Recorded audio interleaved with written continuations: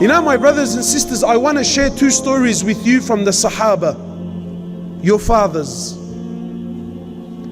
Look at their understanding of Jannah and look at our understanding of Jannah. I want you to leave this hadith with me, please. One of the companions, his name was Rabi'a bin Ka'b al-Aslami. And this companion was a very young companion. And this companion, he belonged to the people of Ahl al-Suffah. For those of you who don't know who Ahl al-Suffah is, in the masjid of Rasulullah sallallahu alayhi wasallam, there was a section in the back that belonged to the people called Ahl al-Suffah. Ahl al-Suffah were the people that had literally no money. Today you and I, we say, brother, you know what? Wallah, I'm doing it tough, man. I'm doing it hajar. But really, what you and I mean, as in I'm doing it tough, means I'm not driving an AMG, I'm driving my dad's Toyota Camry, you know. But for these people, wallahi, they were really doing it tough. Imagine you lived in the masjid of Rasulullah sallallahu alayhi wasallam and you were that poor, you didn't have enough money to buy clothes to cover your awrah. Imagine you prayed in the masjid of Rasulullah and your awrah was showing. So when I tell you that these people were really doing it tough, they were really doing it tough. So this young companion, Rabi'a bin Ka'b al-Aslami, he was one of the servants of the Prophet of Allah. And please, I want you to imagine that you're living there. Forget about the lights. I want you to imagine you're living in Medina.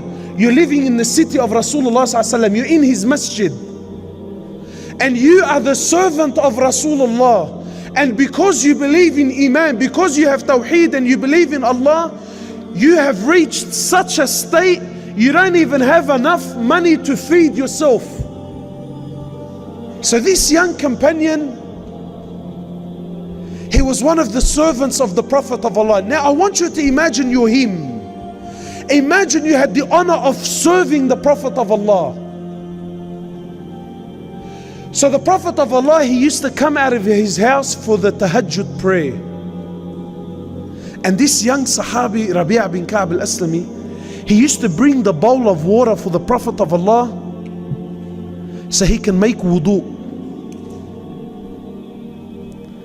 So the Prophet of Allah comes out, Rabi'a says, this is authentic hadith, sahih hadith. Rabi'a says the Prophet of Allah, so he goes to prepare the bowl of water for the Prophet of Allah to make wudu. Then he comes to the Prophet of Allah and he gives him the bowl. So the Prophet of Allah, looking at Rabi'a, seeing how poor he is, seeing his condition, you know, I assume that he felt sorry for him. So he says to him, Rabi'a, ask me, man. Rabi'a, make a wish. Who's asking? The Prophet of Allah, the one who, if he raises his hands, wallahi, Allah will allow the heavens to rain gold if he asked for it. And this young Sahabi now, imagine what an opportunity. I want you to imagine, you know, some of us, maybe because the Prophet of Allah is a far stretch, I want you to imagine Bill Gates. You went to visit Bill Gates, you know, and you're sitting in his room, you're having a good conversation with Bill Gates, and you know how much money he has. So he turns around and, you know, he knows where you live, he knows your circumstances. So he says to you, brother, sister, you know what? Open checkbook, ask me, what do you want? So this young Sahabi, Prophet of Allah is asking, he says, O Prophet of Allah, I want your companionship in Jannah.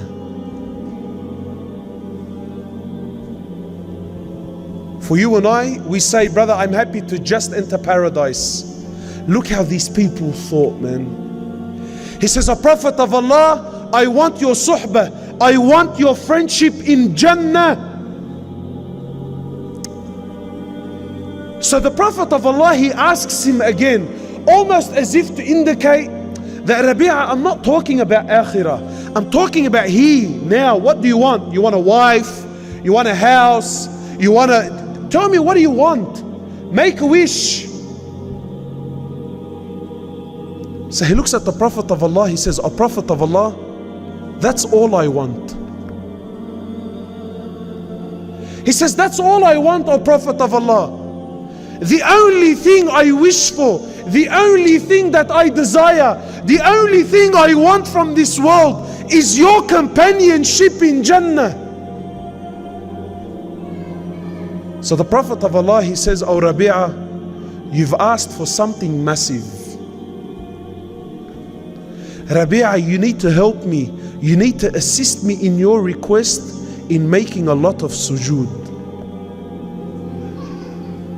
Another companion, my brothers, he comes to the Prophet of Allah, and again, I want you to see the mindset. I want you to think like Sahaba thought. A man comes to the Prophet of Allah and he says, "O Prophet of Allah, when I'm with you, I'm elated. I'm flying." He says, "O Prophet of Allah, but then when I leave you and I go back home to my family," he says, "O Prophet of Allah, I start to miss you." He says, "O Prophet of Allah, I start to miss you. My heart yearns to see you." He says, "O Prophet of Allah, then I leave my family, I come back, I lay my eyes on you, and O Prophet of Allah, I find peace and happiness in my heart once more. But, O Prophet of Allah, the thought came to me, soon you will die, and I will die. O Prophet of Allah, you will be in paradise up there with the prophets, and I, if I entered paradise, I will be down there, yani in the lower levels." He says, "O Prophet of Allah, how can Jannah be Jannah if I'm not with you?" For one of the very few times the Prophet of Allah was speechless. So Jibreel alayhi salatu wasalam comes down and says to the Prophet of Allah that, "Tell your ummah, tell your men, tell your followers, they will be with the ones that they love in Jannah."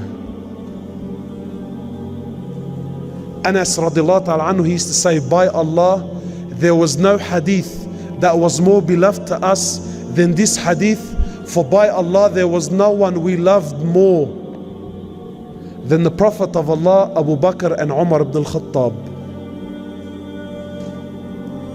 This was Jannah for your companions.